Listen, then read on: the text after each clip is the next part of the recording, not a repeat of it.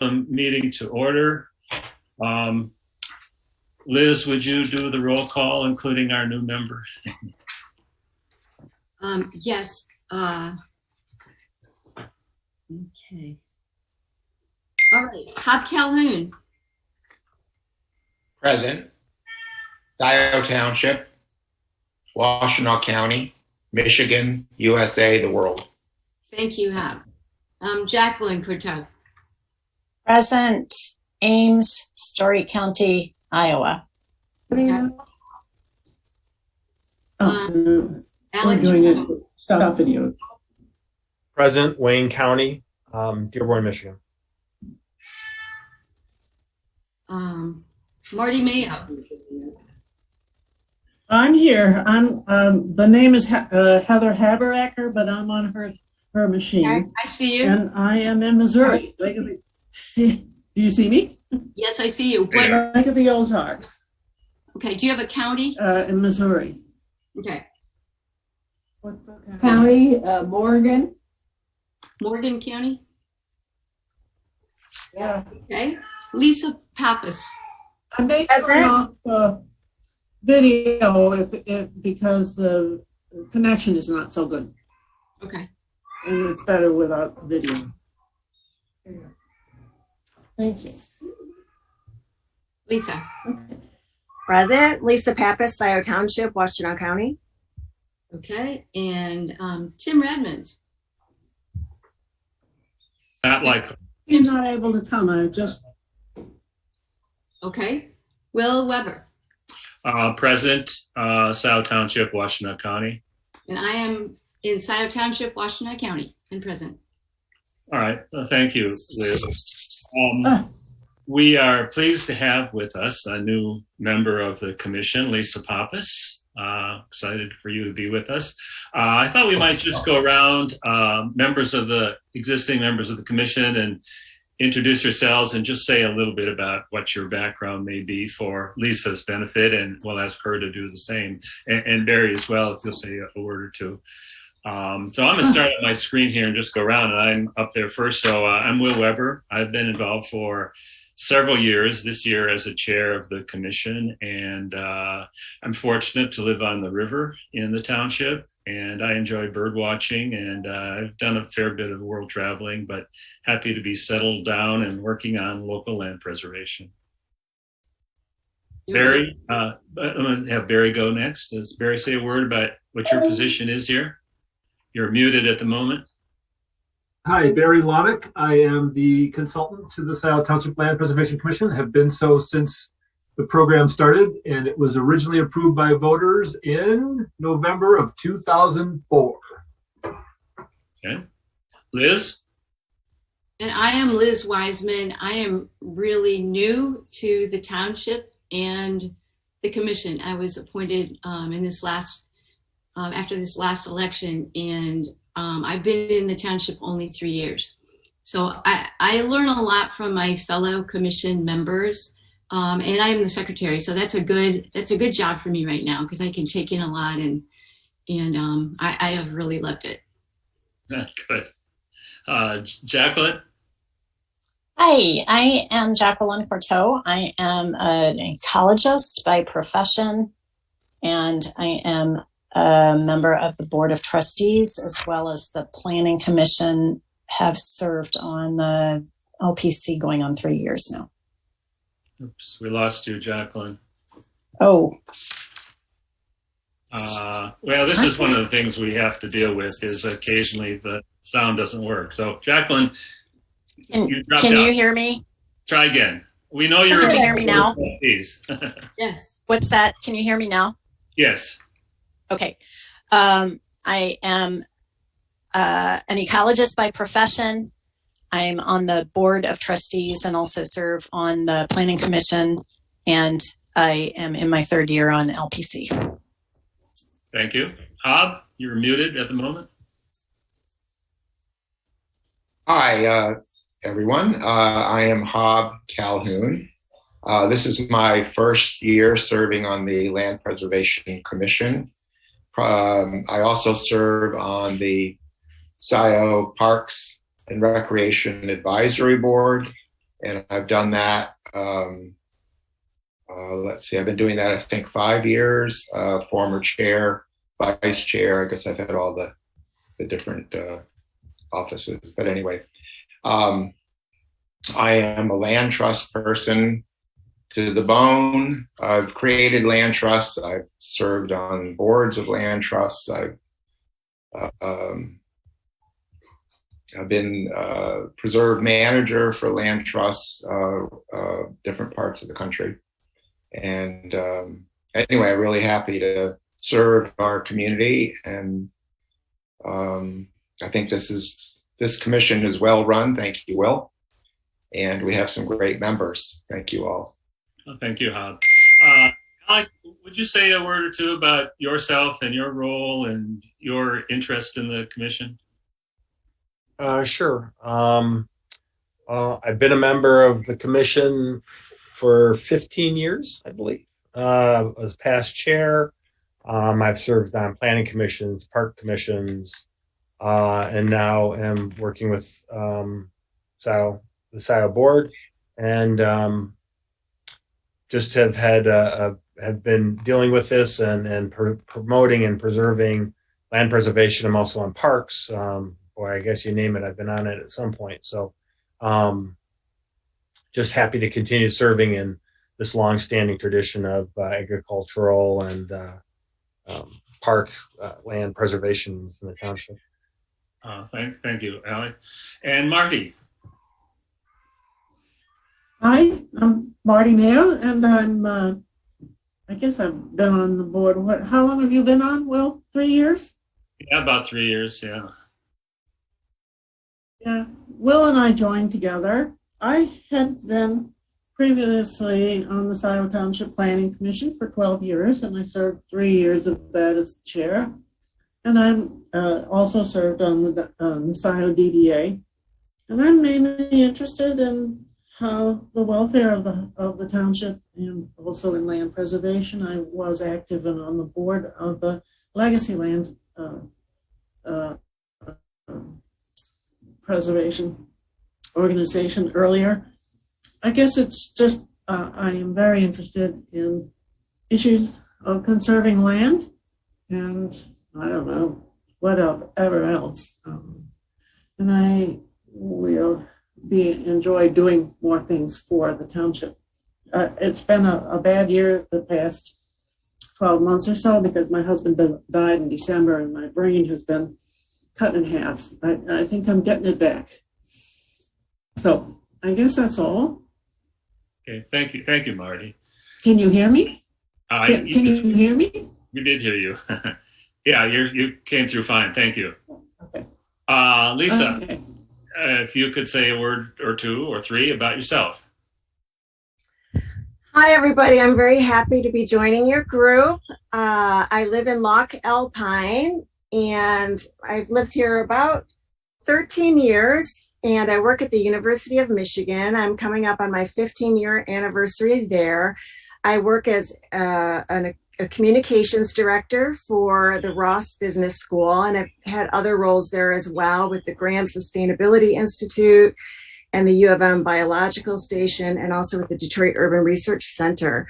So I have been involved in issues with the environment and sustainability.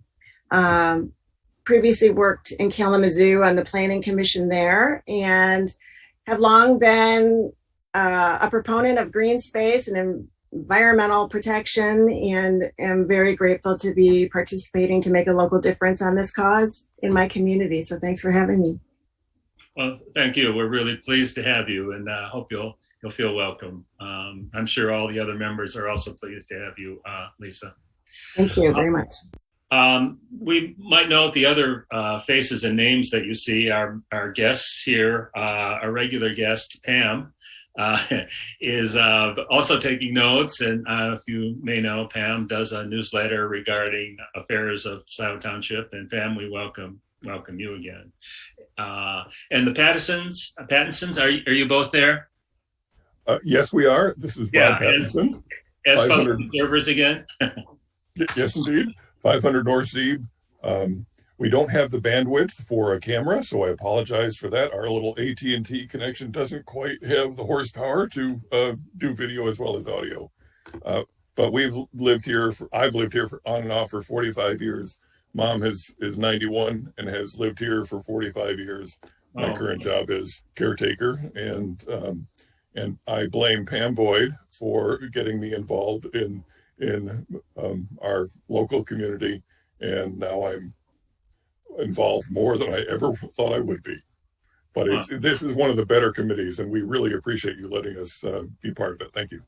Well, we're very pleased to have you. I think you may be the senior members of the public who attend our meeting.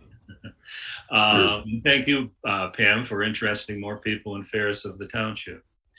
All right, let's go to approval of the agenda. A few things came in since I sent the agenda out, including the documents prepared by Jacqueline, fact sheet. I'm imagining maybe we'll pick that up in open issues, if that sounds all right.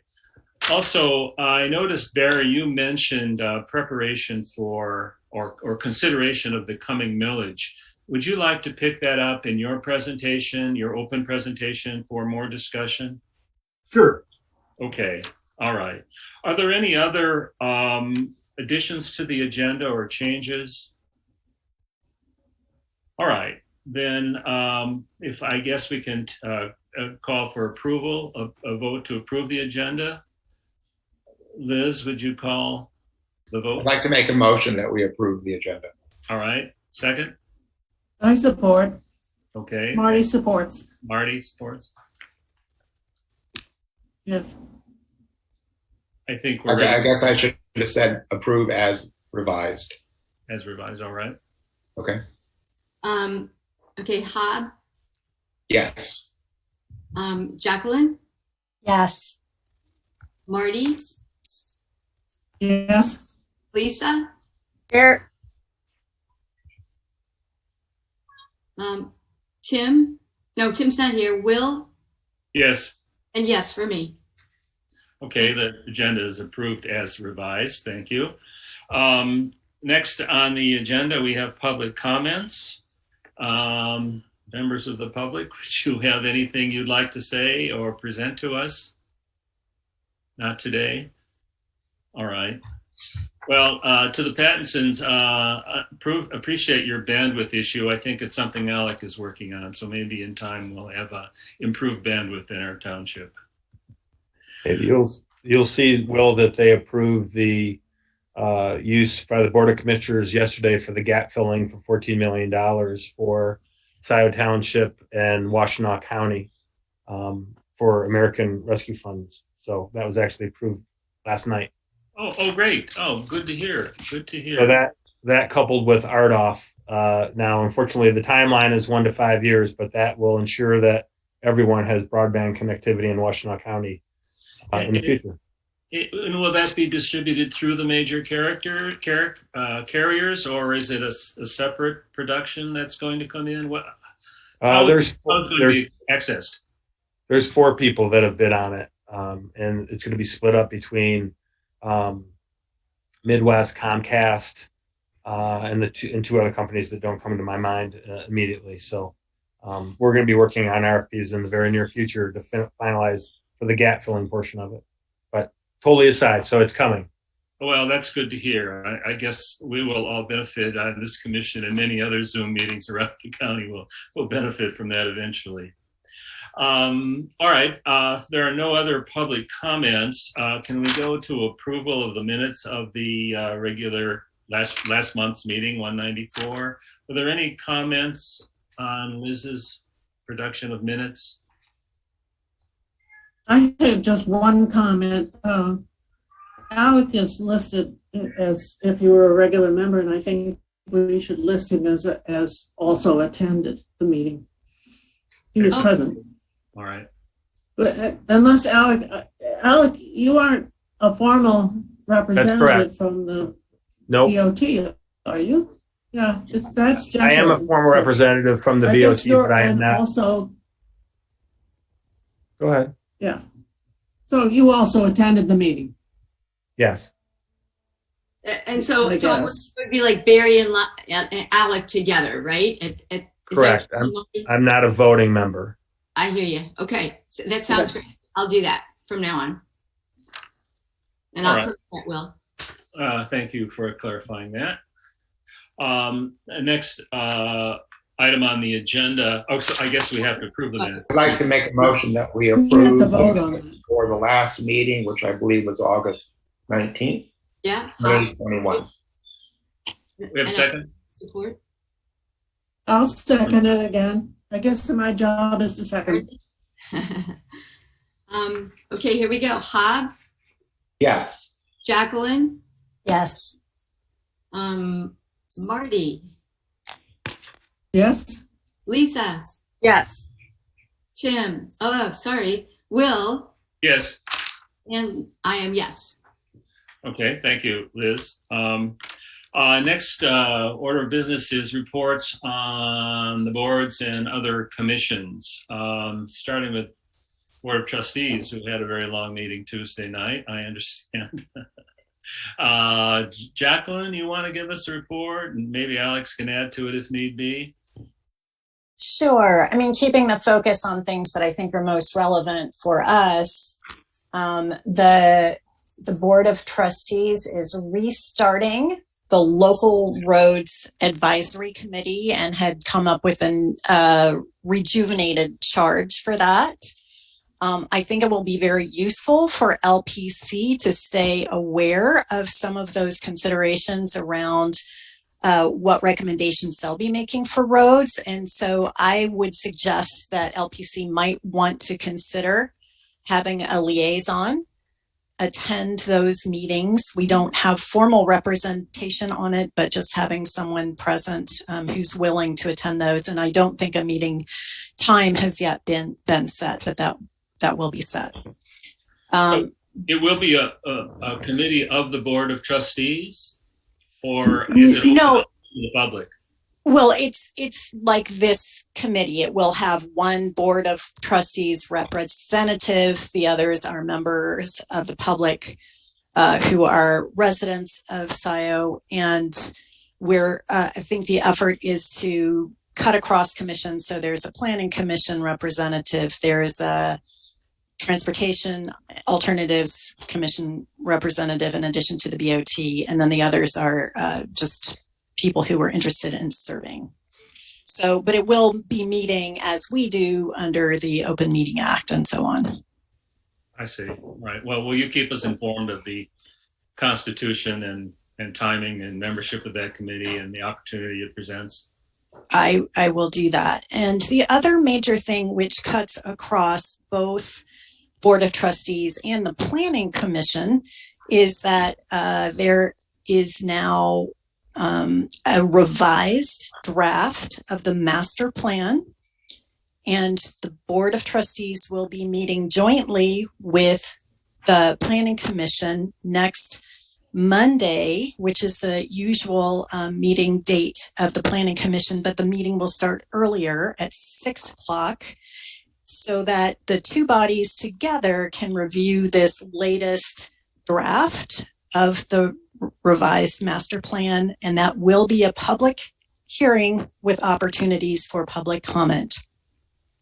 That master plan includes various sort of overall recommendations about overall land use planning. It does have a map showing some of the priority areas for land protection, which was worked on with Barry Lonick's input and Carlisle Wortman, as well as some general increasing sustainability across the board kinds of recommendations. So that is an opportunity for any member of our board and any member of the public to consider that plan. It is now available the latest draft is available on the website for review. I think it is supposed to be there. I'm not sure whether it is there right now this moment, but it will be there shortly if it's not already.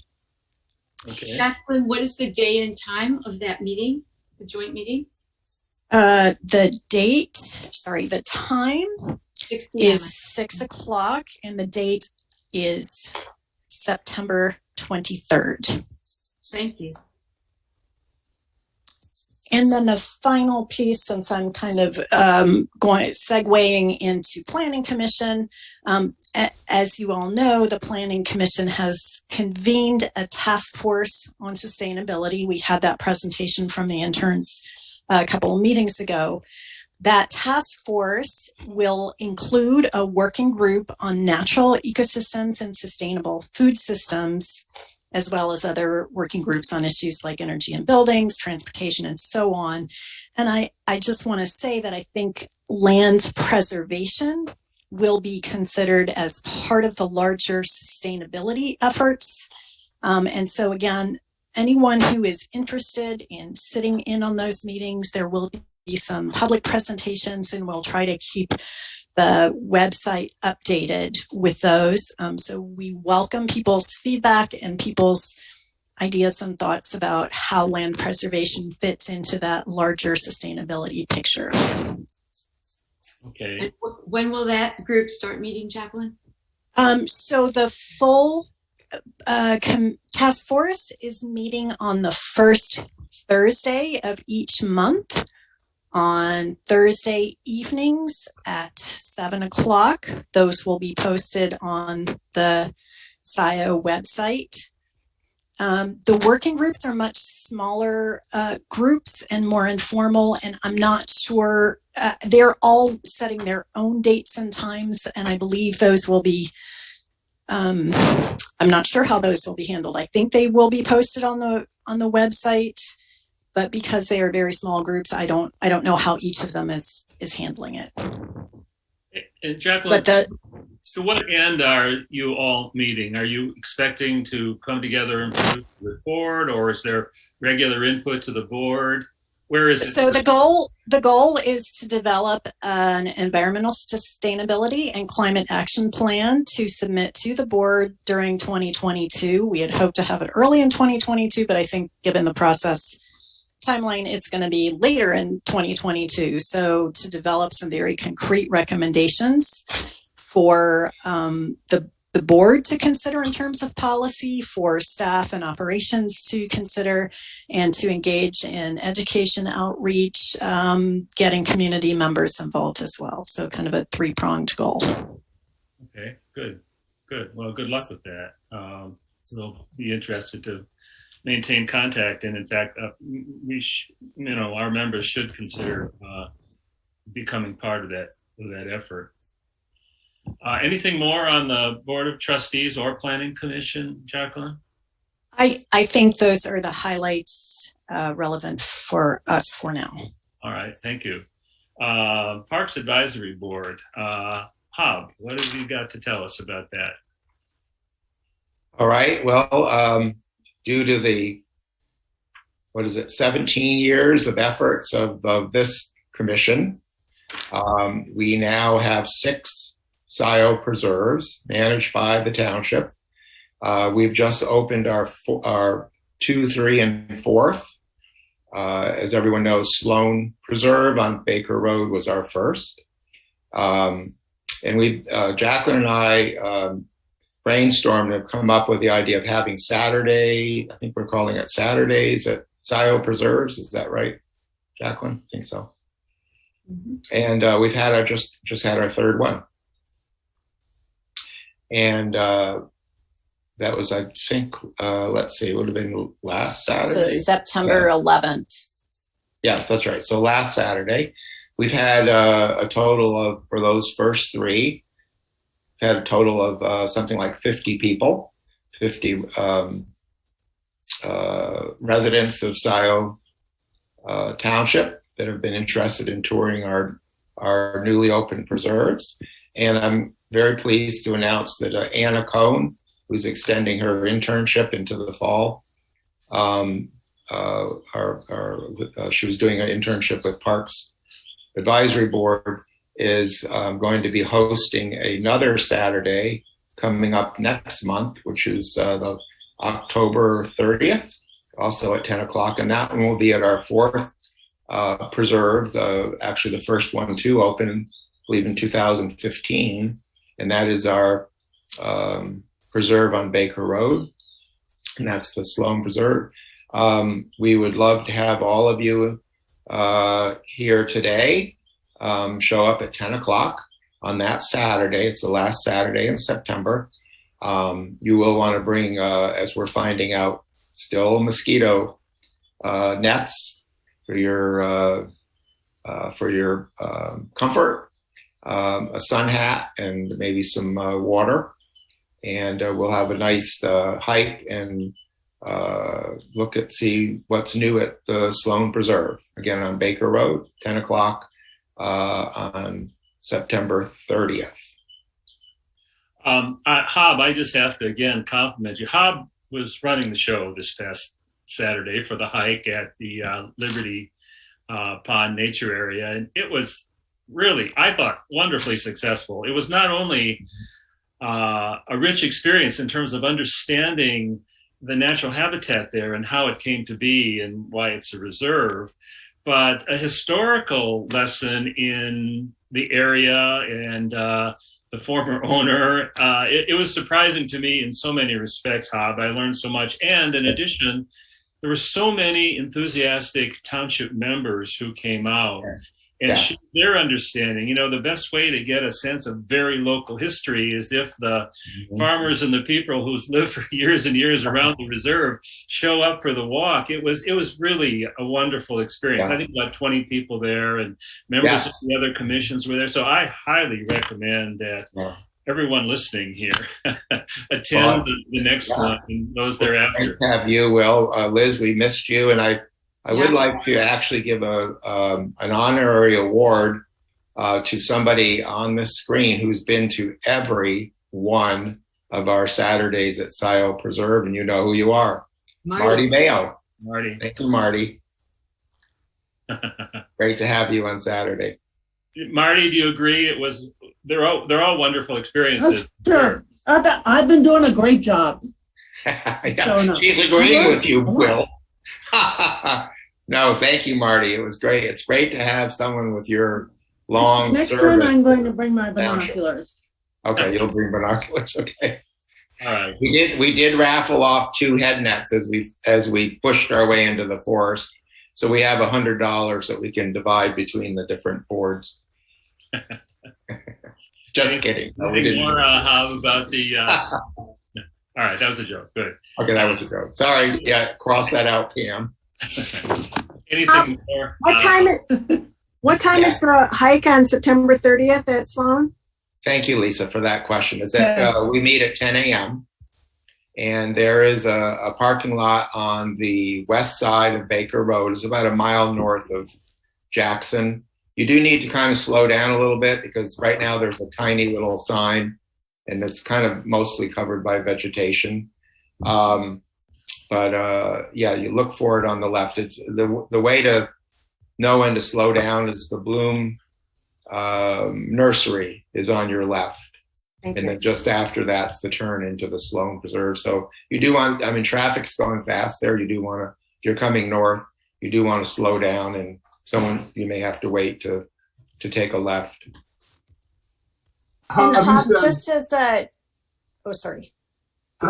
as a general question, so we are considering doing these the last Saturdays of each month. I'm glad you brought that up. What would be a good way for people to remember we're doing these? We are putting them on the banner on the website, but how do people feel about setting a specific Saturday and just doing this throughout the year? Because it's not hard to do. It's just making sure that it gets advertised and people know about it.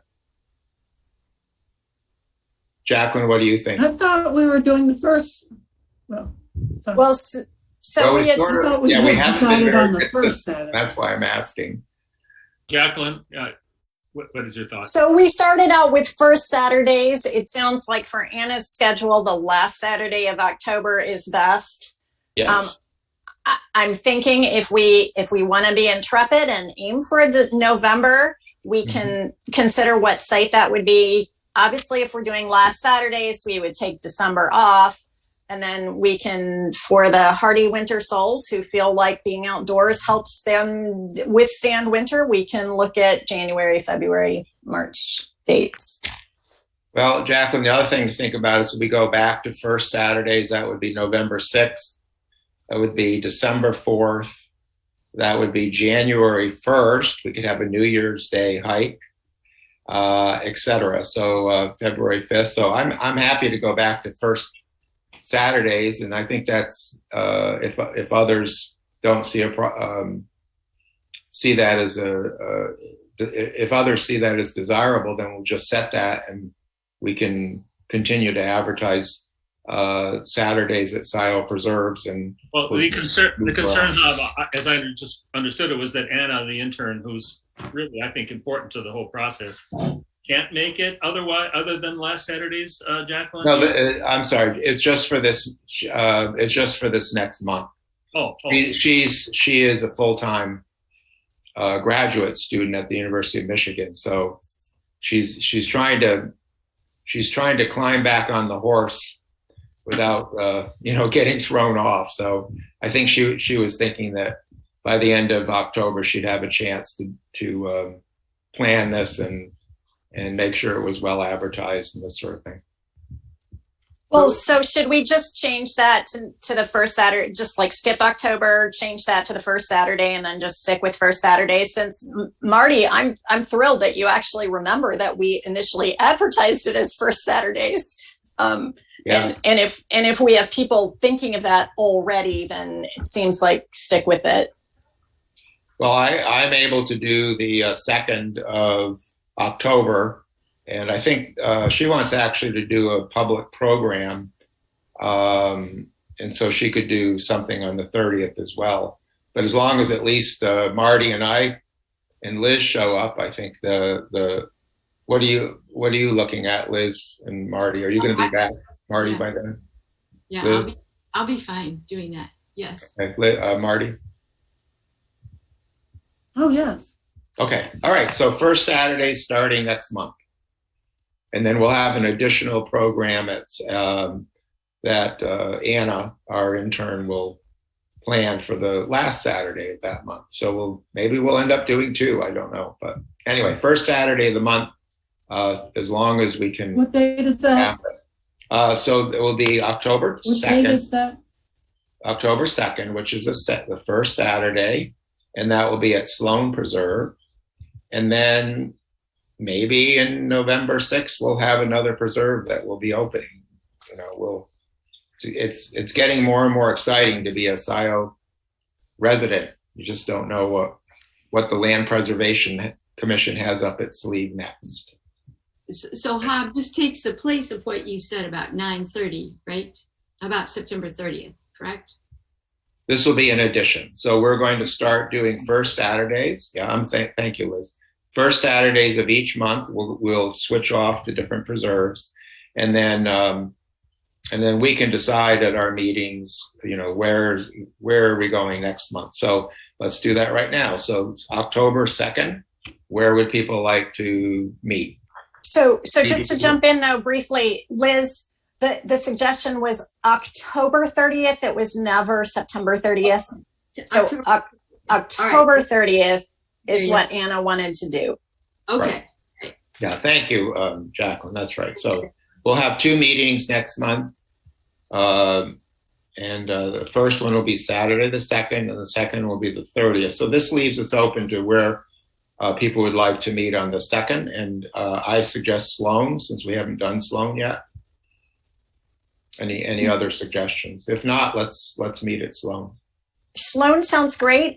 I think a question we can consider going forward is whether we want to start cycling back through preserves, even if we've already visited them, if new ones aren't open yet, because things look different at different seasons, and it's great to visit the same site repeatedly. Another alternative is we could consider visiting other preserves in Scio that are led by some of their partner organizations, like the Fox Science Preserve, the Burns Stokes Preserve, some of the Washtenaw County preserves, Scio Woods, and some of the Metro Parks. So I think we don't have to, obviously we shouldn't decide this now, but I just want to raise that for consideration, that we want to highlight what LPC has done, and we can think about exploring the full range of preserves. Yeah, I like your second suggestion, and certainly I'm sure there's a lot of residents that haven't been to the science center. And I don't think I've been there for 5 years. So it would be really fun to go see all of the LPC funded preserves. So yeah, I like that. I wonder, Hob, if you could take the initiative here for setting that schedule into next year. And so we can move on to other things here. But I applaud you for doing it. And I know the other commission members seem to be equally enthusiastic about it. I met Andy and Rita. And so we've got a lot of partners in this project. And so yeah, it's good. It's good that we get to see each other in person occasionally too. Yes. Jacqueline, would you be willing to work with me in setting a schedule for the next 6 months? Sure. Okay, great. Thank you. Yeah, that's my report. Pam, Joe, and Rob, I hope you'll make one of these events yourselves. They're really a great way to get some deep insight into what's going on with what we're doing. All right, let's see. Did we have any report or any knowledge of the Transportation Alternatives Planning Commission? Yeah, go ahead, Alec.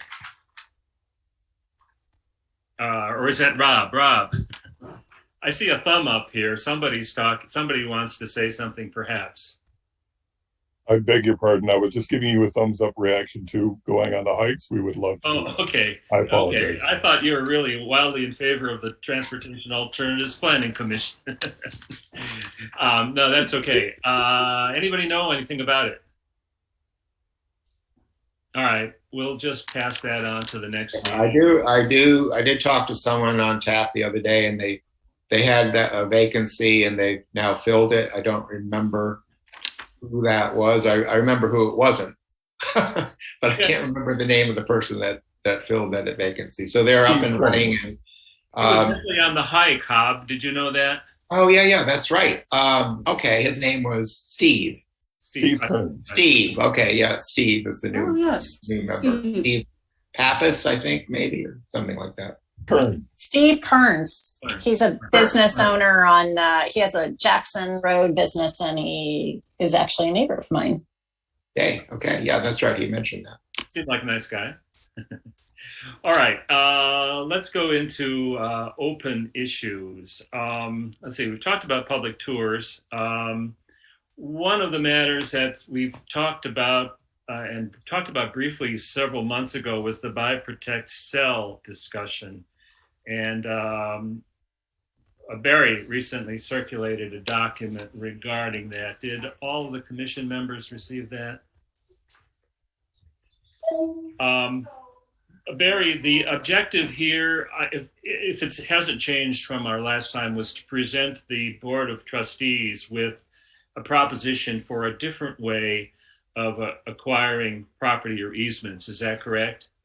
Yeah, and to, if you will, formalize it or codify it. So there's a process that's involved when we come across these opportunities, and we've already had 2, and we've got another one on the back burner at this point. I think there's more opportunities. So we want to start with having a policy statement about it.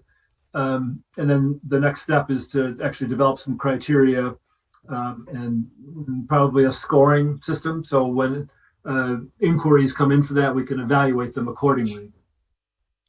Just a brief clarification on that, Will. This is not a different, we're not altering our processes. We're just adding a new process. Okay. All right. Good. And I found, and I mentioned very early on to Lisa, that it's a good summary of what we have been doing. The first couple pages, I think I even learned something from your description. And we're going on in the second 2 pages of that to this concept of Buy, Protect, Sell. What would be the most useful thing that we could contribute now in this meeting, in a relatively short time, to further this process, Jacqueline and Barry? Well, I think what we'd like is for you all to provide us with comments on this draft policy that we sent out. It's similar to what we had provided for you some time ago, and revised accordingly. And we want to see if there's any comments on what this latest draft is. Okay. And just a couple of notes about the process. So when we have this in a shape that LPC is comfortable with and is ready to move forward with, we will also seek input from the American Farmland Trust, who is willing to partner with us, and Barry can talk about that. And also our funding partners at LPAC, who were concerned about a previous buy, protect, sell deal. And so they sent us what they wanted to see in a policy, and we have done our best to have this policy reflect everything that they were interested in. But we would, of course, send it for their review to ensure that this met what they were looking for to be willing partners. And then we will also, of course, have it reviewed by the township attorney to make sure that this is in keeping with our ability to do it. Yeah. I didn't see mention of LandLink, and I know there's been an active group that's looking at this concept of providing a pool of potential farmers who might be interested in acquiring land, either through this or some other process. Did either of you or anybody here attend the Zoom workshop that Trilby McDonald's had this past week? I did attend that, and Tim Redmond also did. We did actually mention LandLink in section 3B under the request for proposal section. At one point, we had considered doing an RFQ process and trying to sort of compile our own pool of interested parties, but it quickly became clear that, first of all, the administrative overhead of that would be a lot, but second of all, we wouldn't have the same reach as a larger organization. And because there has been a lot of interest in these LandLink types of programs, it much more makes sense for us to just cooperate with them, coordinate with them, collaborate with them, than to try to start our own. So their idea right now is that they will try to work with a sort of rejuvenated LandLink that's coming out of Ottawa County in near Traverse City, in that area. But I think the idea is that there will be different LandLink units within all of Michigan, and one possible home for that, and what they're exploring right now, is to have those housed with the conservation districts in the Michigan Association of Conservation Districts, because conservation districts really are where a lot of interaction with the on-the-ground farmers happens. And, you know, there's a sustainable ag group that tends to reach the smaller farmers, and then there's Farm Bureau, which reaches the larger farmers. But conservation district tends to cross the bridge across all kinds of farmers. So it seems like it makes a logical home for that. And so I think our goal right now in this policy is we would work with them, but not try to recreate that on our own. Good, okay. Other comments on the draft here from commission members? I had one concern. It seems like it might add considerable additional responsibility to the LPC in evaluating prospects for purchase of the land. It indicates here, a determination to qualify buyers and evaluate their suitability. Is that something that would fall to us in our meetings to do, or is that something that we'd offload on Barry to take care of, or would it be some other process by which the applicants for land that has been purchased but not yet sold are considered? So, Barry, I'll let you add what you want, but one point of information that maybe I should add from the Board of Trustees perspective is the Board of Trustees is considering hiring a person, an additional professional level staff person who would sort of be the project manager, as one way of looking at it, but really would be providing support on parks, pathways, preserves, community development, and the whole sustainability set of initiatives. And so this kind of program would fall under the purview of that position. So our hope is that we would have some professional staff support to help with this effort. I think we might still want to be involved in thinking about the scoring, but in terms of the administrative component of a lot of what would be happening, we would have some support. And then Barry, what are your thoughts on your role in all of that? I should say that job is posted now. It's on the township website. So people can be applying to it. It doesn't have a deadline to it. It just said, open until filled, basically. My thought is that, that I would be the screen, that we would develop these criteria in a scoring system. And so we sent out a request for proposals. I would receive those applications in. I would run them through the process, similar to what I do for, properties that get nominated to the program. And I'm anticipating that there will be a number of applications submitted for a particular property that just won't score very well, and that I would ultimately bring to you, the top 3 or 5, and say, here are the ones that were that score well, seem like they're capable of doing what we want to have happen on a particular property, and I think that there would be a recommendation then from the LPC to the Board of Trustees if it's a property that we buy, in particular, and are working to protect it and then sell to somebody else, like with the April farm going to the Endress Trust, that the LPC would make the recommendation on which of these candidates you thought was the most qualified for that particular property. Okay. Right. So that would fall on my anticipation is that falls primarily on me, and then the LPC would be just reviewing the top candidates. Yeah, it struck me that one of the other things that was perhaps different, we have 2 members of the Board of Trustees present here, but there was a suggestion that if there's not enough money in our fund from our millage, that we might approach the Board of Trustees for a loan from the general fund. Now, is that something that has already been broached with the Board of Trustees? Does that seem like a concept that would be easy to sell? No, it has not been formally broached with the Board of Trustees because we haven't presented, we've only mentioned this policy in passing that we're working on it. Obviously, that's something we hope we would not have to use often. But in a case like the April Endress purchase, I think the fact that the board has done it with concerns, but now there would be a whole policy and clear standardized process supporting it.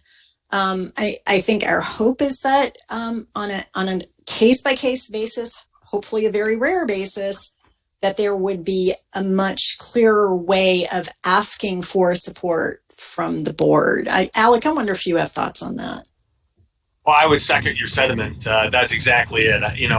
I think the board has been very progressive in their approach. I think that there is, and the development of this process of the Buy Protect Sell has been underway for a while. And so I think having that as our foundational base from which the BOT can make a decision and a direction with regards to properties, and because they're becoming more prominent, I would think that they would be supportive, but obviously those would be for properties that are of highest priority and some other scoring criteria that we use to evaluate them. And I would hope to keep it to the exception always. But I do think that this Buy, Protect, Sell is going to put us in a position that we would be able to formalize and take advantage of most opportunities. Yeah. There's also mention of the phrase, I think, conventional financing. Does that mean loans from a bank or loans from an individual? Is that also, I understand there's kind of a hierarchy. Tell me if I'm correct. First would be our own millage funds, and possibly that which we might get from our partners in the process up front quickly. Then there's something like the American Farmland Trust, which is what we're invoking now in certain measures. And then conventional financing, and then the Board of Trustees. Is that the hierarchy of approaches to acquire a property quickly with money that we may not have in our own coffers? I would think actually the millage proceeds would be number one, that the Board of Trustees would be number two. And then outside interests, whether that's conventional finance organizations or a national organization like American Farmland Trust or some other source would be the next ones to pursue on that. So the idea is the immediate availability on short notice. So that seems to be really implicit in the whole concept, right? I'm thinking about two different scenarios for these kinds of projects. One of them is exemplified by the April property where the gentleman passed away and the kids want to sell, and they've got developers knocking on the door. And in order to conserve that property or make sure that it doesn't get developed, we got to jump in and buy it. And that was obviously an expensive property. We had almost all the money in the millage account to do that. I think we had about a $200,000 general fund loan to be able to pull that one off. So that's one scenario. And then the other one is, we have an application for a property, from a landowner that wants to do this kind of a deal, but isn't in any hurry to get it done. So we've got a window here where we can work on all of our policies. We can do an RFP for the property, and then put the deal together simultaneously. We can organize our funds for the purchase of an easement, whether that's through just the millage funds or from state or federal sources or county or greenbelt if it's in that area, and then separately have a process where we've identified a buyer who will buy the property after the easement's in place and go to closing for both pieces of that at the same time. So in that case, we wouldn't have to jump in and buy the property. There isn't the immediacy of the situation like April was. So. Okay. Basically, gives us more financial leverage in the whole process of doing what we're supposed to be doing. Yeah. And I'd rather not have to spend $2.3 million on a property if we can do that. But sometimes that's got to happen. So we need to accommodate for that as well. Right. Okay. All right. Any further comments or questions concerning where we are with this? Jacqueline and Barry, who've taken the lead here, have you got enough sense of where we are that you can proceed here, or is there specifically other questions that we maybe need to work on and come back to you with either separately or at the next meeting? Well, I think from our perspective, it would be really helpful if people have any detailed comments that they want to offer on the draft to convey those to us. Our next step is on point 2 there on page 3, develop clear criteria evaluating proposals for potential buyers. That is what we are working on now. So we've listed out a number of things that we think are important criteria, and we're trying to develop that scoring process. And our goal is to have that next piece to the commission for the October meeting. So I think from our perspective, having people look at that and weigh in on what those criteria are. I mean, obviously the first baseline criteria is preserve farmland, preserve open space. But getting value added so that we're really leveraging our tax dollars to accomplish larger agriculture goals, larger conservation goals. The master plan emphasizes wanting to support sustainable agriculture. So I think we have a basis for really looking at how we can get even more for our money in terms of the criteria that we're looking at. So I think our hope, Barry, and let me know if you have other ideas too, but our hope would be to get really clear, specific comments, especially about those criteria. And then if there are other things that you think need to be clarified, added, whatever, that would be helpful too. But I don't think we have to go through that step by step in this meeting, but just, submit that to us soon so we can tweak the final draft of the policy, and then we're really working on those criteria. Okay. Is that working draft a Google Doc? I'm afraid I don't have that. I thought I did, but I don't. It is not a Google Doc. I'm sorry. It was just sent out as an email attachment. Okay. And we can send it out to you if you didn't get it. Okay. It may be possible, Lisa, I will apologize. I might not have your email yet on my on my list. And it would probably be best for me to use my work email, which is lapappas@umich.edu, because I'm on the Google platform there and have a Zoom account through there. But I just wondered if you wanted comments, if it happened to be in a Google Doc or Word to add. It's just in Word. Okay, It's that's just perfect. been easiest for us to this point. Yep. Okay, yeah. Okay, we'll make sure that you get it. Thank you. Just because this has come up and it's come up in other contexts between individuals, is what is the format that we are sending information around in? Liz seems to be a master of all formats. She can do PDF, she does Word, she does Google Docs very well. I'm sort of new to Google Docs, but I've been impressed by what I've seen so far. Is that something that all of you are familiar with? Would that be a way for us to share information most easily in circumstances like this? Or is Word still the preferred format? That seems to be what's most often used. Any opinions about Well, that? let me, Will, a direct answer to your question is I would prefer that. And secondly, You would prefer Google Parks- Docs? Excuse me. You would I prefer would Google prefer Docs? Google Docs. Number one, and number two, the Parks Recreation Advisory Board has all of its documents for the last 5 years in Google Docs. I will just say I like the collaborative ability of Google Docs. So the version's always up to date and everybody can see what everybody's commented on. The challenge for me in the past few months is that I do not always have good internet access. And so sometimes I can do a quick download of a Word doc, but I don't have constant access to internet for looking at a Google Doc. So I'm not saying that I should be the decider here. I'm just offering that that's a perspective that some of us with, unpredictable internet for whatever reason, it's a little harder to use an internet-based form. Okay. Others reflecting on the choice of medium here?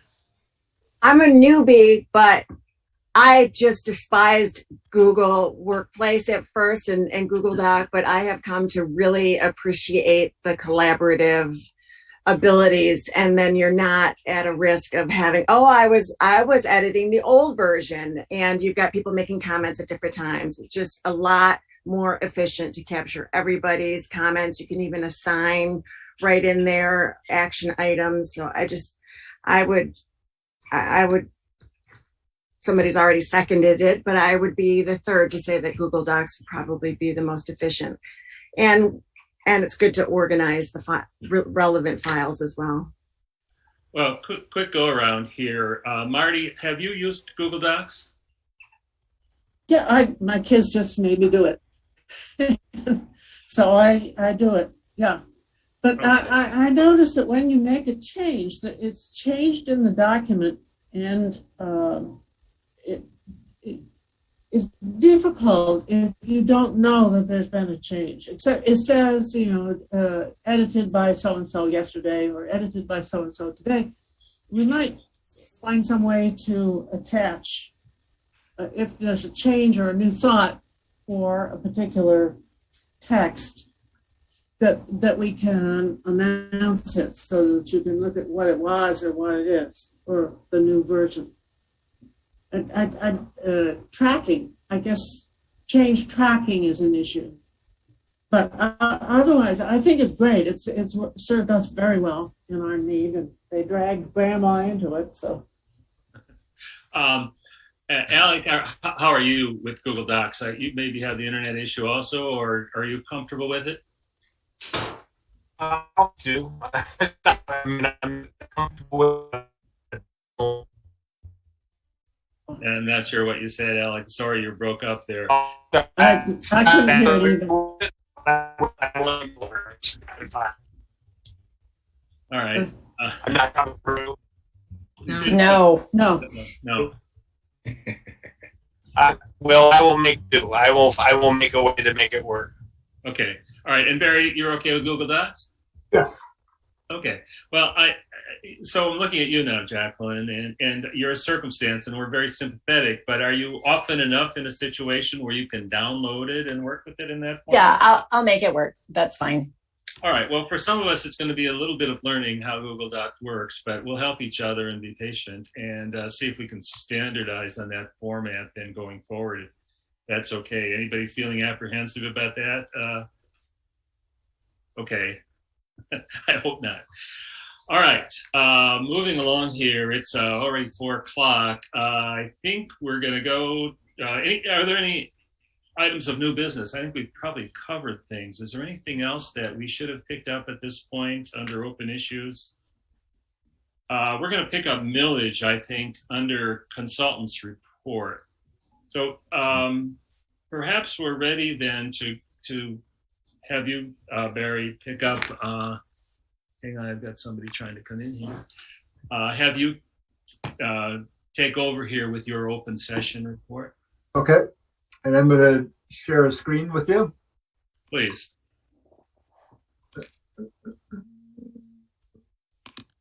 This one. Okay, everybody's got that? Yes. Yes. Yes. So there's still raspberries at Honeybee, by the way. If everybody wants to go pick those, they were open today when I drove past. And the millage renewal discussion, we've had on the agenda, or part of my report, I should say, for some time now, just to keep it in our mind. We were, tentatively thinking about putting something on the ballot next November, a year from, in 12 months or 2 months from now, November of 2022. And that's taken on some increased importance, I would say, given the events of this week and last week. Which I'll come to shortly in this part of the meeting. So let me hit those things, and then I'll come back to the millage renewal discussion. That's okay. Okay. So in regards to the Andrus Trust, we succeeded in having the amendments to the purchase agreements and the mortgages executed. So those are now in place. That was just to change the numbers around a bit. We had mortgages for and purchase agreements for certain dollar amounts based on estimates of value back when we did that deal a year and a half ago. And then we got appraisals subsequent to that.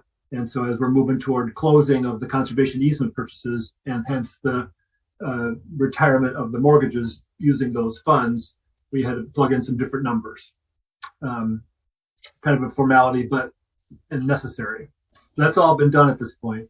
And so there's just a couple of federal docs that I need to supply, and we will get the authorization to close with the federal funds. I was hoping that we would do that this month, but I've just been swamped with other stuff. So it'll probably spill into October at this point. The Greenbelt program asks for 2 weeks advance notice of the closing. So I would say first half of October at this point, but we're very close to getting that done. Nothing further on the Delhi Woods Estates property, but we have a executed purchase agreement for that. And as soon as Mr. Burnham clears that one remaining title issue, the mortgage, then we'll be able to close with him. But it's in his court at this point. On the Wren's property, since we last met, the purchase agreements were executed. And at that point, I had Mr. Hathaway, our supervisor, also execute the federal grant award documents. So the $928,000 toward the purchase of the easement on the Wren's property has been formally committed now by the federal program. So that plus the state grant award of $825,000 gets us more than $1.7 million toward our $3 million goal on that. The Greenbelt program, I should say, also I did mention this in my report, the Greenbelt Commission made the recommendation for up to $500,000 of their funds as well. So the remaining question is whether we get any money out of the County Farmland Committee, which is the Agricultural Lands Preservation Advisory Committee, ALPAC. So I was out to the property this morning and met with the appraiser. with the tech doing the environmental assessment on the property. In addition to that, the estate had a local septic company come out to look at the well and also the septic tank and the septic field. And then also Brian Bordage from the American Farmland Trust was out there as well. So we had quite a little party on the property. But it was great that we were all there because there was lots of things to be said and learned, including which was that they couldn't find a septic field for the property. And there's a septic tank right outside the house, and it hasn't been pumped in quite a while. And so the estate, Mr. Renz's daughter, Pam, was there. She was thinking about pumping that out. However, with the inability to find the septic field, we're thinking, and also the condition of the house. It was the first time I actually got to be inside the house. From the outside, it looks not too bad. Newer siding, the stonework on the porch is really in great shape. Pam said that she thought that the house was built in around about 1890, so it's about 130 years old, and reiterated that her family bought the property in 1920. So last year was 100 years that her family's been on that property. And her dad, of course, lived there until about the last 6 months of his life, and refused to do any improvements to the property in his later years, and it shows. I don't think the house is salvageable unless somebody wants to sink a whole lot of money into it, and I'm not sure that it's worth it, frankly. There's a lot of nice woodwork, but it's a house that hasn't been maintained in 40 years at least, maybe longer. So there's a lot of issues to deal with. And so if the house is not actually habitable going forward, there's no need to, so the septic field could not be found. And so if the house was going to be habitable, it is the responsibility of the seller to have a functional septic field on the property. And that would mean that they would have to install one, since they were not able to find one. And depending on the soils out there, it could be a very expensive proposition. It could be, the septic guy said, as low as maybe $15,000, but as much as $50,000 or $60,000 to install a new septic field on the property. And so my comment to Pam, the daughter, was if the house is not salvageable, there's no point in the estate spending that amount of money to install a septic field. And that would just have to be passed on to the buyer of the property to determine whether what they wanted to do. I mean, they probably would have to take down the house, unfortunately. So that was. Who would do that, Barry? That's a great question, Marty. Would the buyer or the seller? That's a great question. I need to contact our attorney to ask him that question. That was something that, as I said, just came up in this morning's meeting, and I'm going to ask him how we deal with that.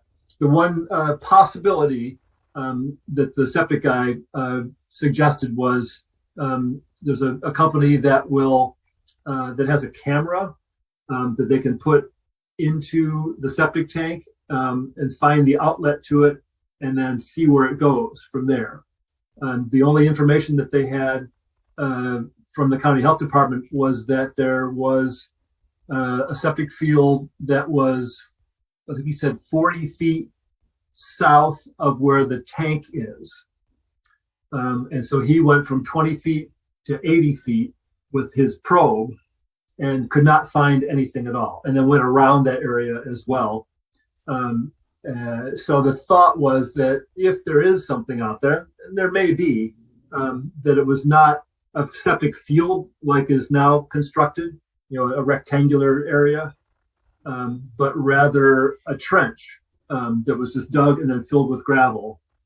And it could be, 4 foot or two wide.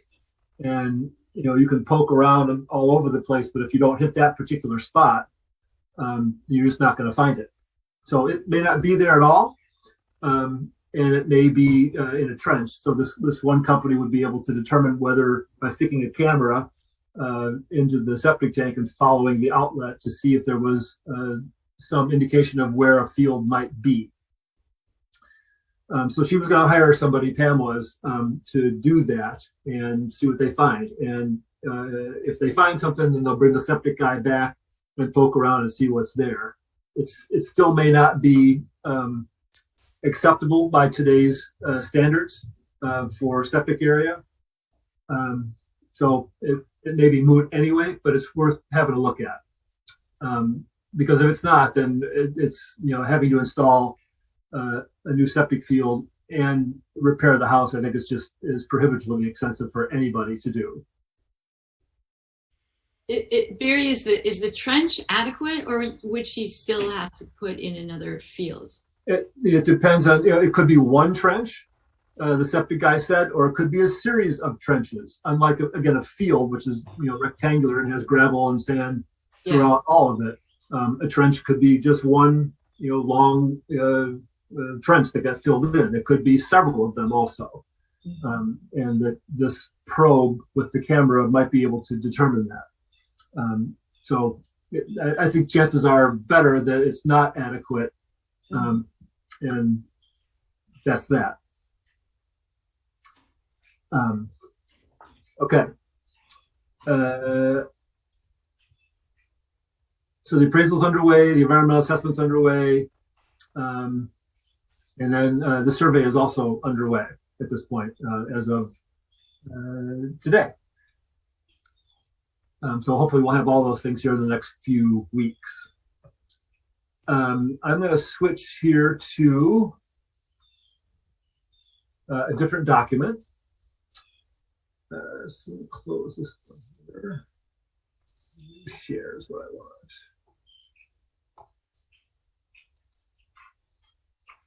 And that is, where are you now?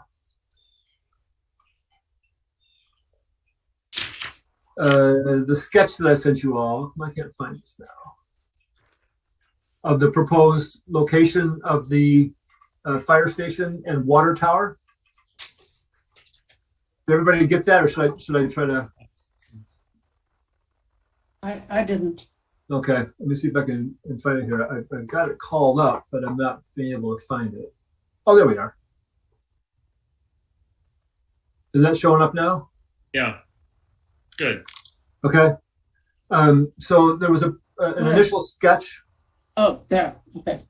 There was an initial sketch of the area that was of interest on the north side of the property for the fire station along Wagner Road and the water tank on the west side of the area.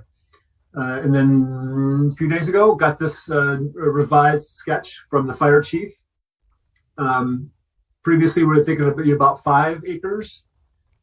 This sketch identifies 9.5 acres that would be used for that purpose. Not quite all the way to the western boundary of the property. And this is all on the north 80-acre parcel. So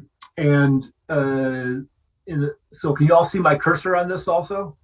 Yes. Yes. So this area right here in the middle, it's kind of a inverted V shape, is a low area. It's a wetland soil.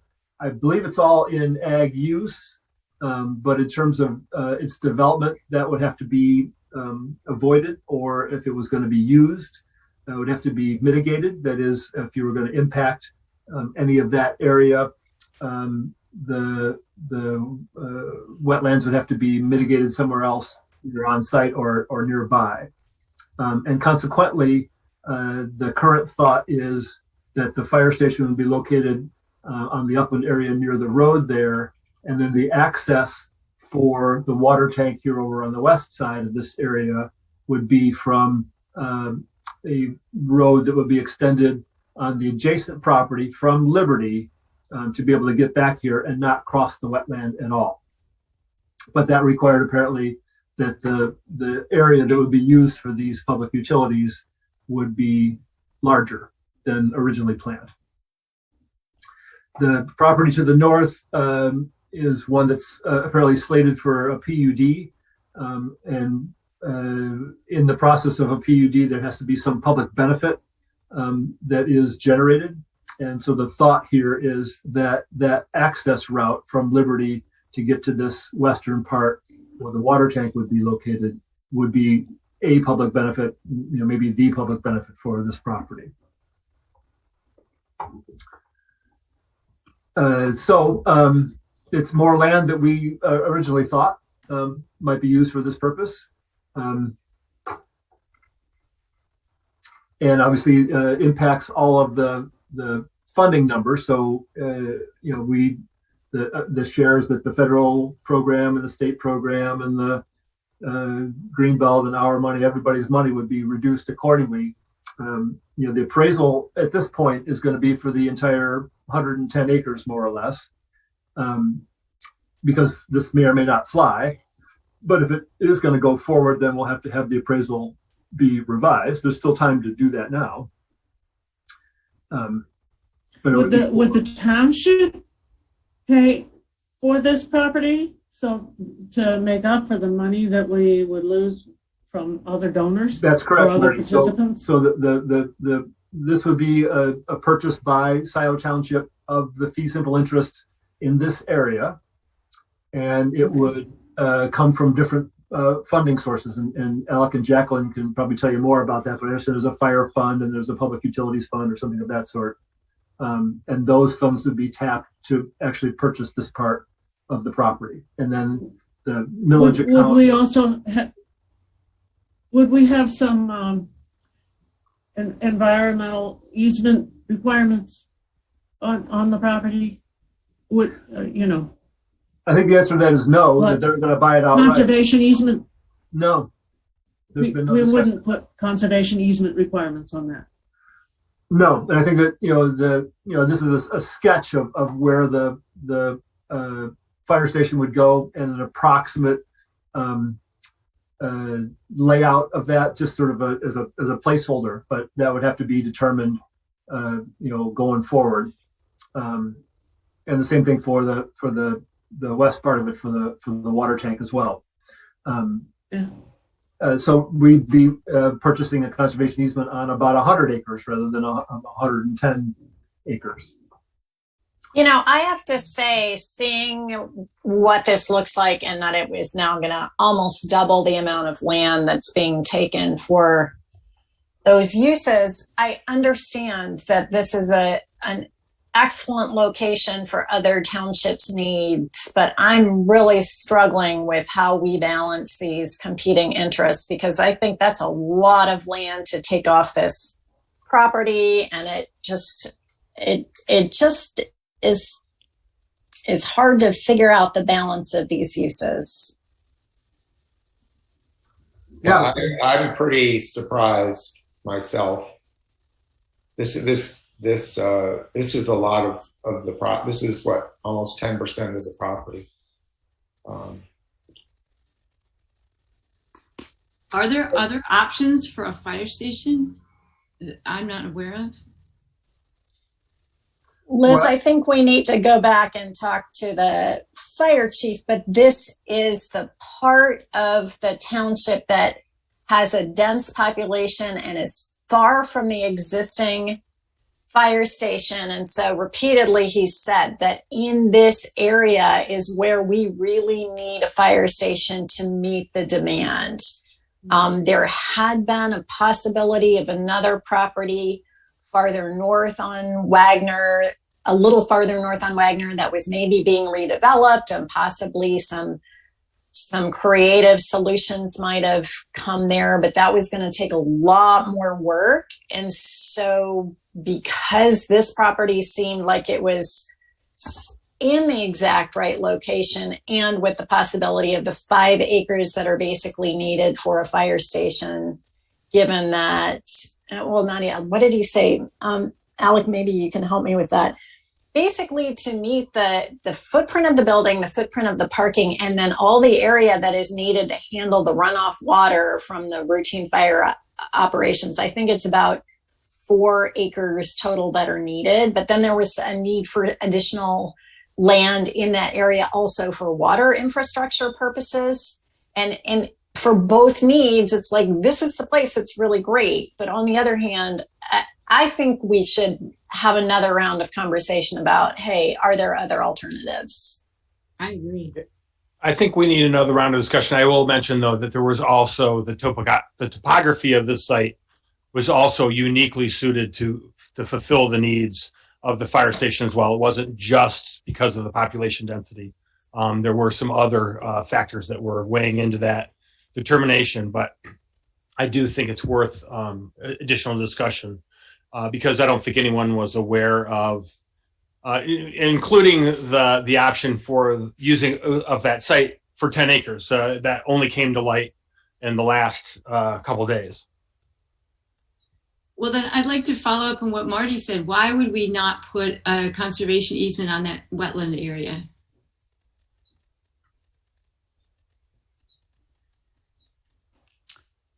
I mean, Barry, I guess there's no reason that we couldn't look at some of that intervening area between the fire station and the proposed water infrastructure and think about doing a conservation easement there. Like if we're avoiding the wetland because we can't, our activities should not affect it. I mean, we could consider that, but that would be separate from this whole deal because at that point, the township would have the fee simple interest, and doing a conservation easement would be up to the township to decide to do.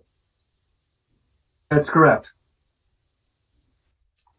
Well, and Barry, in our conversation, I think you indicated that wetland area is a matter of wetland soils, and it's currently under agriculture. So the agriculture could continue over that part of the 10 acres that is not being used for the water tower and the fire station. Is that correct? Yeah, absolutely. I mean, it's a hay field, right? Yeah. Yeah, it's it probably has some drainage so that it is arable, but there's no record of that. And I asked Pam about that today also, and she didn't know. But the fact that it's a low area, and it's a wetland soil, and it's in cultivation indicates that there's probably some sort of drainage in there. Well, in the interest of moving along here and not getting caught, I think the suggestion of Alec and Jacqueline that there be further conversation with the fire station is maybe appropriate before we endorse the plan. It doesn't seem like it's a deal breaker here by any means, but I think we all want a little more clarity as to what happens to the land that is included in that 10 acres. I mean, is there a loss of services of any kind as a result of the expanded interest of the fire station and the water tower? Is that reasonable for the two of you to do, Alec and Jacqueline? Yes. Okay. I would emphasize that we have a purchase agreement for this easement and the sale of the property, and the target date is December 31st. So it's 100 days. So get busy.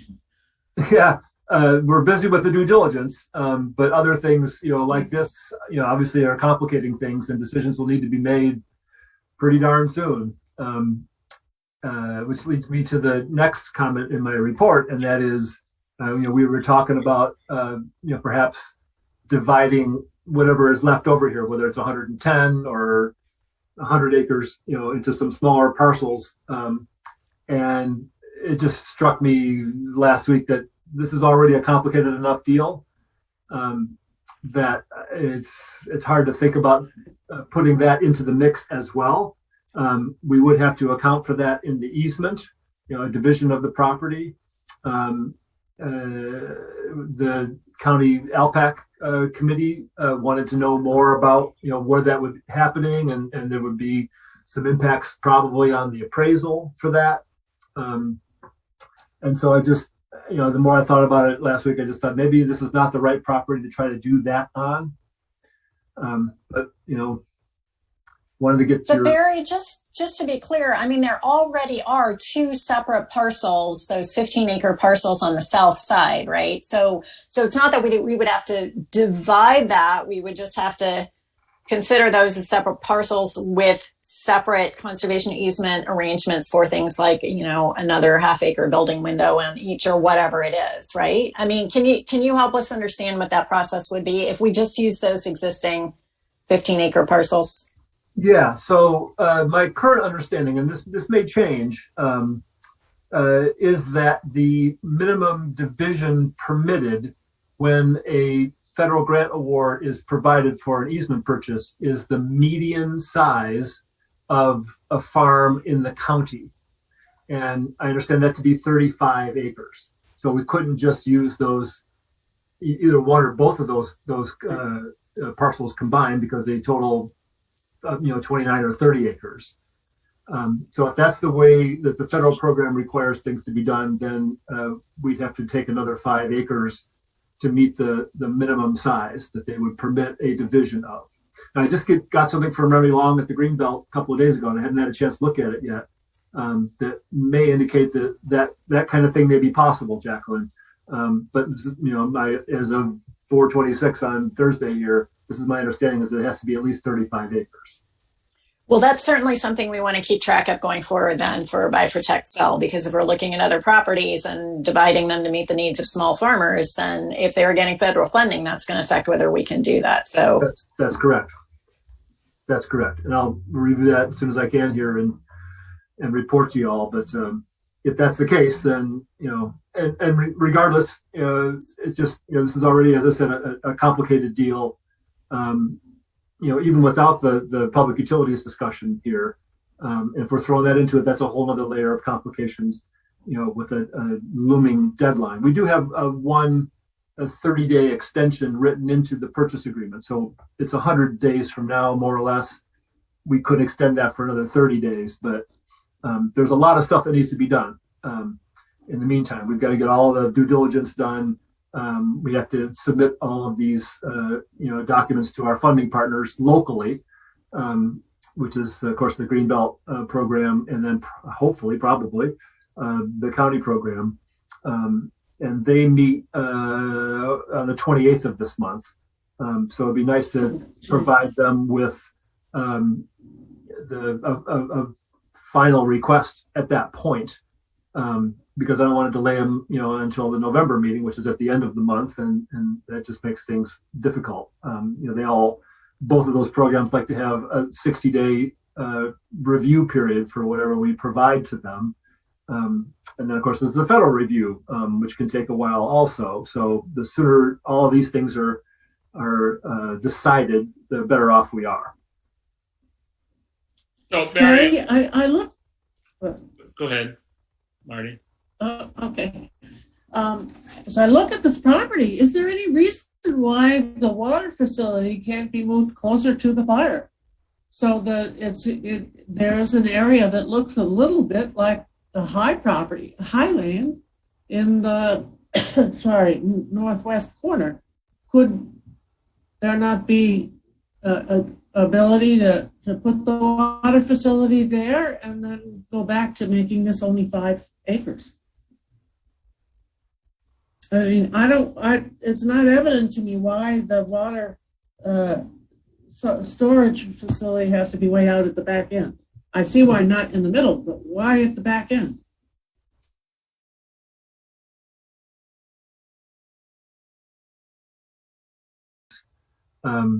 Yeah, but there are a lot of topographic lines on the east end of that property.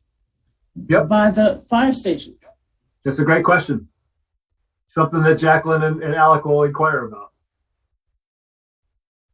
All right. So I understand, Barry, that you're feeling a real time crunch here. And I know it's been perpetual with all the negotiations that have been going on, but we don't want to miss our deadline.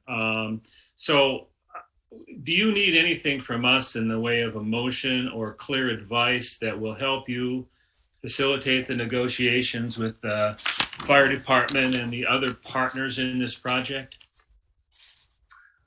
Well, I'm hearing an indication from y'all that this is a lot more land than you were hoping to have excluded from the easement. And I can certainly convey that in the discussions, but also our Board of Trustees representatives can do that as well. And if there's some way that we can reduce the footprint of these facilities, that would be desirable. I also think that we may, and when I say we, I mean township government may have a perception, may want to think about the fact that there may be a perception problem here, that here we've said all along that we're going to go all out to protect a 110-acre farm. And then it may seem to some folks that the last minute that we basically say, oh, we didn't mean 110, we meant only 100. And I maybe I'm not expressing this clearly, but I sort of have a funny feeling in my stomach that this could end up being kind of an additional challenge, which I agree with Barry, we really don't need more complications. I think that's a valid concern, Bob. I really do. And also, it's just a whole other, piece to it that makes it difficult. Yeah, I don't think it, and I guess the other thing I want to say is, I don't think it's up to the LPC to sell this to the public. I think we're not the Fire Protection Commission, and I just feel this makes me feel pretty queasy. Like, who is going to sell this, and what's the blowback going to be, and who's going to handle it?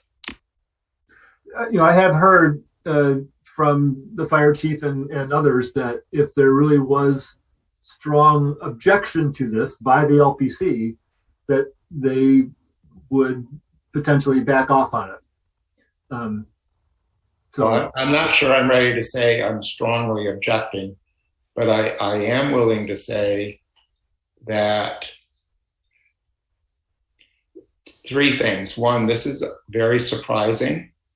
Number two, the area of land that would be impacted would double from what we originally told. Yep. And thirdly, I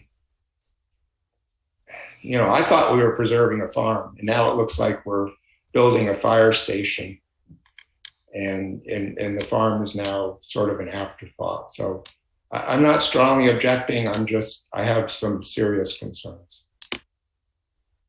Heard. And we I share those. Yeah. And I'll relay those, but Jacqueline and Alec, please do that as well. All right. And we've got other things to hit on, and we've got less than 30 minutes now. So if that's okay, can we move on? Please, let's go ahead. So since we also has come under contract as well, we signed those purchase agreements last week. The environmental assessment tech went from the Wren's property to the Sykert property this morning.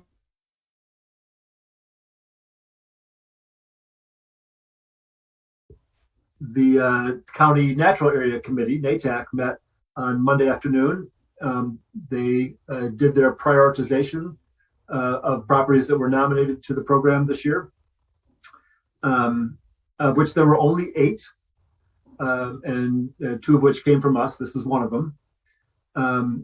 And in their discussion, they listed it as a Tier 2 property, which is generally meant that there was a decent chance to score funds from them. However, they looked at their finances and the availability of funds, and declined the request that I made for this property and another one that we'll discuss in closed session, pending further financial information. But my takeaway from that was they're unlikely to be a funding partner for us on this. And we also have a deadline, of closing on this property the middle of next month, which is pretty tight. And so by the time that they would meet again in October and discuss this and make a recommendation to the Parks Commission, I just don't see them being involved with us on this. And so we're potentially on the hook for the entire amount. and that's pretty near close to $1 million on this. Which gets me back to the discussion about the millage renewal, because it's going to start to use up a bunch of our funds here. Even though we're going to close the Andrus deals and basically flip that money to buy the Sykert property, there's other things that we've got commitments for, and the $350,000 or so that I think it was, $350 that I asked for from them is probably not going to come forward at this point.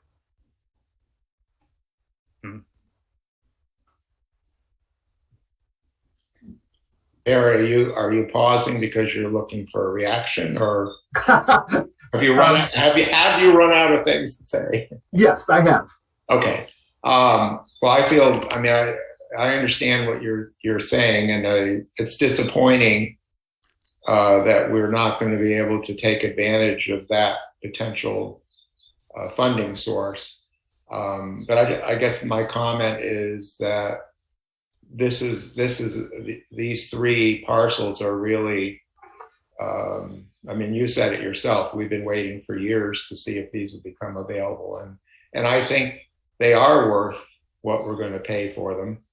And, it's just one of those cases where things aren't perfect. And, do we have any projects where things work out perfectly? I'm not sure, but maybe the April Farm is one of them. I completely agree with you, Hob. It's absolutely, they're great parcels and absolutely should be purchased. It's just, in this case, it's going to be on our own by all indications. I did have a conversation with Chris Olson from the Watershed Council, who's a member of NATAC. I actually texted her during the meeting and said, ask about installment payments, which she did. That's the funny thing about being in these Zoom meetings, is I can text somebody and say, ask this question. Right. And I had a subsequent, lengthy phone conversation with her, I think it was yesterday, about that. And also internal borrowing. Some of you may remember that they set up a special revenue fund, so-called Endowment Fund, to manage the preserves. And that started at $7.5 million and has been accumulating funds now for 4 or 5 years. It's probably $9 or $10 million. And like we've done here, borrowing from the general fund when we needed those kinds of funds, and then paying it back with a future millage collection, they can do the same thing there. And so I'm going to start pushing them in that direction. It doesn't help us with this property, but it's time. They've been sitting on a boatload of money for a long time. And now they're all, when I go in these meetings, they think, oh gosh, what happened to all of our money? And it's like, well, time for you to get creative, just like we got creative in the townships. You can do installments, you can do borrowing internally, etc. Yeah. So, Barry, what about something like the Natural Resources Trust Fund? Are there other possible pots of money? I don't know what their schedule is. I don't know exactly what their criteria are. Are there any other creative options we can look at? The trust fund is a great opportunity. We used it to purchase the first part of the Sloan Preserve. It's got an annual deadline of April 1. Recommendations are made by the trust fund board at the end of the year. And then it takes the legislature 6 months or more to pass a bill to authorize the spending of the funds. So it's at best an 18-month process starting in April. So in this case, it just doesn't work for us. And Chris and I had a conversation about what other funding sources are out there. She's working on some interesting stuff. A revolving loan fund from the state of Michigan for water quality protection. She's going to submit an application for that we could potentially tap into, but not in the short term. Okay, thanks. Hey, everyone, I'm really sorry. I have to sign off a little bit early, so I have about 5 more minutes. So just, I know we want to talk about the millage renewal. Well, it's just, we wouldn't have to talk about it today, but it just, emphasizes, why that's going to be increasingly important going forward. Hopefully some things will shake loose with the county programs, with being able to be more creative about their funding. They just renewed the millage for 10 years. That's why it's like they're crying about not having any money. It's like, well, you just got the voters to commit to $40 million. So find a way to use that. but Right. in the short term, it doesn't help us. And so, I think we need Could we aim for our next meeting to have a specific discussion, maybe you and Alex, since you've been through this process before, that sort of lays out what are the steps, what are the timelines, what do we need to be doing to get ready for this millage? Sure. Well, let's add that to the agenda for next month. Yeah, Liz, would you make sure that that is in the minutes that we've made that Yes. proposition? All right. So no actions here, but this is just an update on these current projects that we have under contract. All right. So can we go into closed session then? Do you have a motion? So move. Okay, that was I Marty. move that we move into closed session. And Second. you have to state the reason for doing that, by the way. Discuss pending property evaluation. Thank you. You have a second? Bless you, Liz. Why don't you second it? Oh, you want me to second? Well, I guess I can. Yeah. Okay, I'll second. Okay, you ready? Hob. Hob. Yes. Jacqueline. Yes. Marty. Yes. Lisa. Yes. Will. Yes. And yes for me. All right. We are now in closed session. We thank you, Pam, Joe, Rob, Jillian, for joining us. Hi. And, hope to see you again.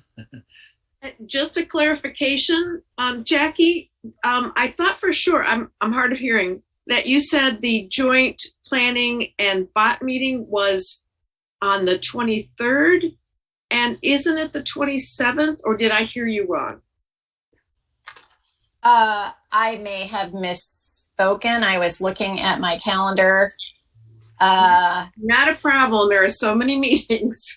You know what? I inadvertently had my August calendar pulled up, so I was looking at the wrong set of dates. Yes, you're right. It's the 27th, and I really appreciate you pointing that out. Not a problem. Thank you very much, and you all have a good evening. Thank you for attending. Take care, everyone. It'll take me a couple of seconds to scamper through and get the other computer off, and have a nice meeting. Thanks for letting us join you. Thank you for joining. Thanks. Thank you. And Jillian, are you there? Oh, it sounds like somebody signed up and then left the computer. So what did we do the last time? We left and came back on? Do you remember when we had someone who